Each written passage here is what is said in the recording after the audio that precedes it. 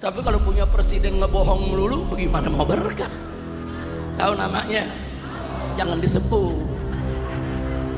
Ibu nyebut jangan.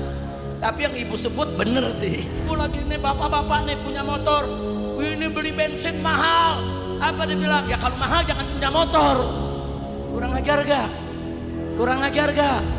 Jawabnya enak banget saudara. Mahasiswa bilang Indonesia gelap. Ada pejabat yang jawab kau yang gelap. Saya jawab, saya bilang saya bukan gak mau bersuara. Cuman ini di pusat setan sama setan lagi berantem. Setan sama setan lagi. Saya mau tanya sama ibu-ibu, kalau setan sama setan lagi berantem pisahin jangan. Pisahin jangan. Kalau perlu adu lagi. Dulu ada yang diturunkan, kenapa sekarang tidak bisa? Bisa dong. Cuman yang terpenting dari itu semua adalah kejujuran dan ketulusan Anda wahai ahli iman. Jangan sampai ambisimu untuk mendapatkan jabatan, tahta dan harta itu yang menguasai Anda untuk bergerak. Bahkan kadang pakai nama Allah, sallu ala Nabi Muhammad atau takbir Allahu Akbar, tapi karena hati kita yang jelek. Bahkan kadang pakai nama, ada nama organisasi Islam, ormas Islam untuk hawa nafsunya, sehingga Islam akan kita jual, naudzubillah. Kemudian membuat perubahan sesuai dengan prosedur yang diizinkan. Apa yang diizinkan selama ini? Jangan gampang mengomandoi orang untuk mengangkat senjata. Menyikapi polemik kekisruhan di dunia perpolitikan tanah air kita, Buya Yahya memberikan rambu-rambu untuk kelompok oposisi dan kelompok istana.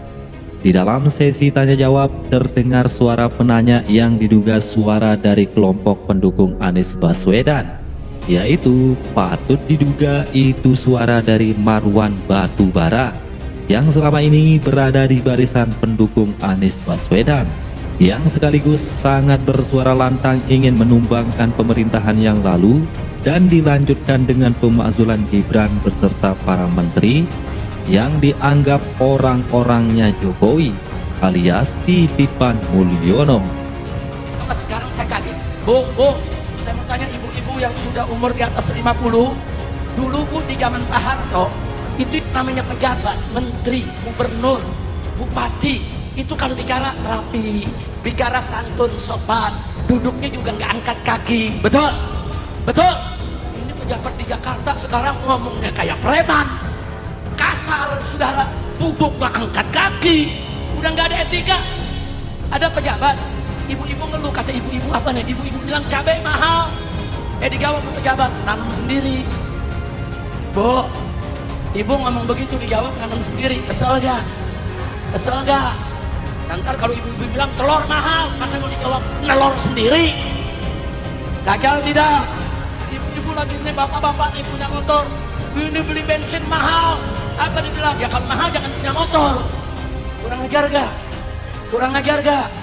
Jawabnya enak banget saudara. Mahasiswa bilang Indonesia gelap. Ada pejabat yang jawab kau yang gelap.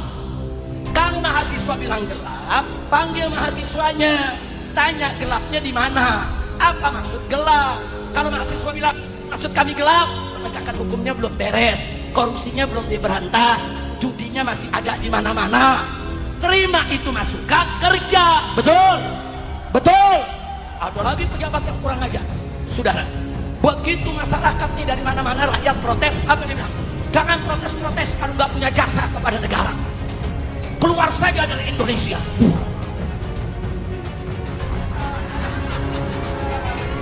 Saya udah nggak ada kata-kata lagi, udah ngeliat begitu tuh. Kacau tidak? Itu pejabat yang ngatain rakyat tidak ada jasa. Dia punya 6 perusahaan, sudah diaudit belum? Sudah bayar pajak belum? Jangan-jangan dia yang tidak bayar pajak, betul? Takbir! Saya kadang-kadang ngeliat kumisnya kesel, itu kumis. Lu tahu gak? Tahu? Jangan disebut dong. Ada Pak polisi gak di sini? Pak tuh yang nyebut tuh Pak. Bukan saya Pak. Nanti saya pulang jangan dijegat Pak ya. Saya mau pulang aman-aman itu tuh yang nyebut Pak, ketarain tuh Pak. Dan masyarakat dibikin tidak berdaya dengan undang-undang makar dan lain sebagainya, sehingga tidak bisa proses. Ini suatu contoh aja nih Bu ya. Dengan kondisi yang demikian, kapankah ulama mengomandokan jihad dalam kondisi yang bagaimanakah apabila ulama mengeluarkan komando jihad? untuk menghadapi pemimpin yang semacam ini. Mohon maaf, bila topik wal hidayah. Wassalamualaikum warahmatullahi wabarakatuh. Waalaikumsalam warahmatullahi wabarakatuh. Jika ada seorang pemimpin fajir, selagi bukan kufur-kufur bawah, ada pemimpin yang fajir yang tidak mengiklankan kekufurannya, maka kita tidak diperkenankan keluar dari kepemimpinan mereka, apalagi membuat satu gerakan melawan mereka.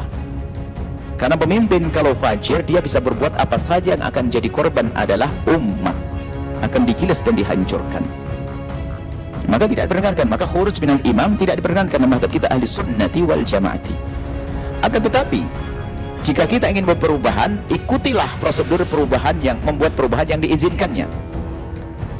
Kemudian juga biasanya kita mulai dari siapa yang memilih pemimpin tersebut. Ini kadang-kadang yang perlu dipahami. Wah, yang memilih umat, yang nyesel umat, ini kan bermasalah. Misalnya, ini kan semuanya misal. Kemudian membuat perubahan sesuai dengan prosedur yang diizinkan. Apa yang diizinkan selama ini? Mungkin dari sebagian negara-negara atau ada masalah demonstrasi, menampakkan keinginannya, menunjukkan keinginannya, ya, keinginannya untuk membuat perubahan. Nah, disinilah kita melakukan yang seperti itu, tampakkan keinginan kita dan seterusnya, sampai bermacam-macam. Tapi kalau mengangkat senjata, tidak seperti itu caranya. Kalau sudah mengangkat senjata, nanti yang jadi korban rakyat. Karena yang namanya pemimpin fajir, kalau seandainya di sebuah negara pemimpin fajir, pemimpin yang jahat, jahat itu apa saja dilakukan, jahat dilakukan, dan dia bisa bermacam-macam. Bahkan mungkin yang dibom bukan pasukan, yang ngapain ngebom pasukan, biarin dulu dia. Dia dibom mau tempat-tempat lain dan sebagainya. Naudzubillah, namanya pemimpin fajir, jahat, ahli neraka yang hadir di tengah bumi. Maka kalau bertemu dengan pemimpin semacam itu, maka itu tidak digampang. Selagi dia masih muslim, bukan kufur bawah, bukan ini, maka kita tidak boleh keluar. Maka dengan prosedur yang benar.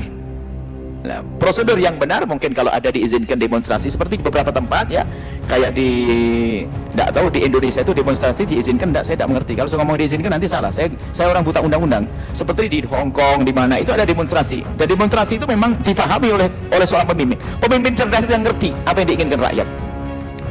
Dan demonstrasinya baik, duduk manis begitu. Macamnya duduk tidak membuat ini, dan kemudian langsung ditanggapi. Cuman kalau duduk nggak ditanggapi mungkin juga marah kan begitu. Artinya tidak mudah, jangan gampang mengomandoi orang untuk mengangkat senjata. Karena yang akan jadi korban siapa? Rakyat dan umat. Maka dalam akidah ahli sunnah wal jamaah nggak boleh. Akidah ahli sunnati wal jamaati. Baik. Kemudian lakukanlah yang bisa Anda lakukan. Mungkin ya membuat satu gerakan bersama. Apalagi ada kisah misalnya, kalau di negeri kita semoga dijauhkan dari percekcokan deh, dijauhkan dari perselisihan. Kalau memang ada pemimpin yang tidak baik di negeri kita, semoga sadar dan mundurkan diri deh cepat begitu. Atau ada kisah kalau di Indonesia ada pemimpin yang diturunkan juga ada kan sebelumnya, tanpa harus perang kan ada. Kita pernah kan di negeri, kalau memang di Indonesia. Ini kan pertanyaan kalau, saya jawab kalau ya, saya tidak pengen punya musuh siapapun. Pertanyaan jika, maka saya jawab jika. Nah, jika memang pemimpin kita nggak benar, ya semoga pemimpinnya sadar lalu turun, biar diganti yang lainnya. Kalau memang tidak turun, tetap saja kan kita juga punya kisah presiden yang diturunkan dengan negeri kita karena tidak sesuai menurut rakyat, diturunkan saja. Tapi tanpa harus Anda mengangkat senjata, tanpa harus Anda membuat kerusakan. Yang korban adalah anak-anak kecil, wanita-wanita yang tidak bersalah. Kerusakan, maka tidak seperti itu. Ayo, kalau memang dia nggak baik ya diturunkan, bagaimana caranya? Dulu ada yang diturunkan, kenapa sekarang tidak bisa? Bisa dong. Cuman yang terpenting dari itu semua adalah kejujuran dan ketulusan Anda, wahai ahli iman. Kejujuran Anda di dalam mendukung. Anda mendukung si fulan dan fulan karena Allah atau tidak? Amanat di hadapan Allah, wahai hamba Allah. Kalau Anda mendukung seseorang hanya karena pengen dibangunkan pondok Anda khianat kepada umat. Umat Anda jual untuk dapat pondok. Kalau Anda mendukung seseorang hanya dapat rupiah, Anda menjual agama. Kalau Anda mendukung dia hanya karena jabatan Anda menjual agama dengan jabatan, rendah sekali. Kita perlu ketulusan di hadapan Allah Subhanahu wa taala. Jangan mendukung seseorang atau mendukung satu program atau mendukung satu gerakan kecuali karena Allah Subhanahu wa taala. Jangan sampai ambisimu untuk mendapatkan jabatan, tahta dan harta itu yang menguasai Anda untuk bergerak. Bahkan kadang pakai nama Allah, sallu ala Nabi Muhammad atau takbir Allahu akbar, tapi karena hati kita yang jelek. Bahkan kadang pakai nama organisasi Islam, ormas Islam untuk hawa nafsunya, sehingga Islam akan kita jual, naudzubillah. Semoga Allah memberikan ketulusan kepada Anda dan kita semuanya. tidak mendukung kecuali karena Allah. Kemudian di saat Anda tulus karena Allah, ini yang kami sampaikan sebelum pemilihan dulu, kalau Anda betul-betul karena Allah, kalau seandainya pun Anda salah pilih, Anda tidak dosa. Yang repot adalah jika Anda tidak karena Allah, kalau salah dosa besar. Kalau ternyata pilihan Anda benar bukan karena Allah, Anda akan rebutan nanti karena niat Anda yang jelek. Kita perlu tata hati kita. Allah, niat ada akhirat. Hei ahli iman, tidak hanya hari ini Anda hidup, ada setelah itu dicabut nyawa saya dan nyawa Anda. Lalu ada alam barzah, ada hitungan. Lihat, ada hitungan di hadapan Allah. Jangan sampai merasa sudah berjaya lalu amat malaikat tidak bisa menanya Anda, enggak. Jangan sampai merasa sudah berjaya lalu malaikat raqib atid tidak bisa menulis mencatat amal, tidak. Semua ada hitungannya, dan takutlah kepada Allah. Itu yang kami serukan kepada siapapun. Jika pemimpin yang mendengar suara ini, kami mencintai Anda, semoga Anda selamat. Kalau Anda tidak baik, semoga menjadi baik.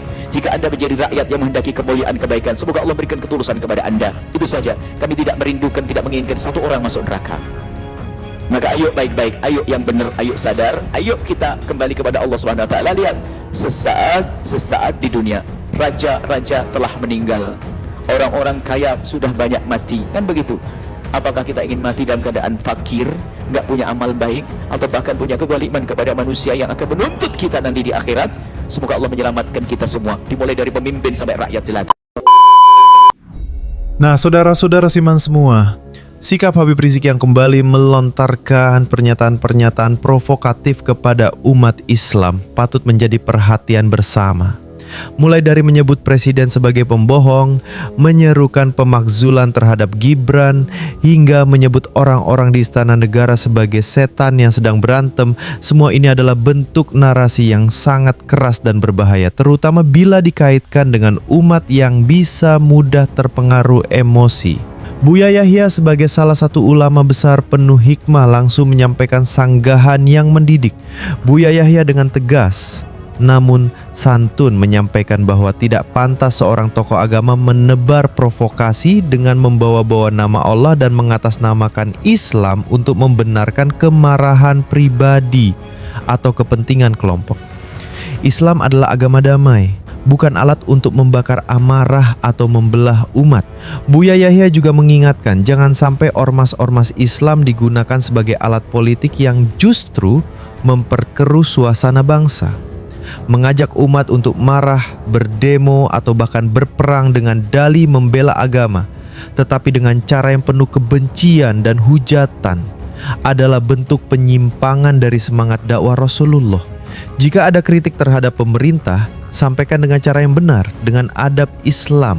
Tapi jika yang disampaikan adalah umpatan, fitnah, dan hasutan, itu bukan bagian dari amar ma'ruf nahi mungkar. Itu justru mempermalukan Islam di mata publik. Nah, saudara Siman semua, itulah pembahasan kali ini. Semoga apa yang disampaikan bisa memberikan kita manfaat dan pelajaran baru untuk kita semua. Jangan lupa untuk like, comment, dan subscribe supaya kalian tidak ketinggalan info terbaru dari Santri TV. Sekian video kali ini, sampai jumpa di video berikutnya. Wassalamualaikum warahmatullahi wabarakatuh.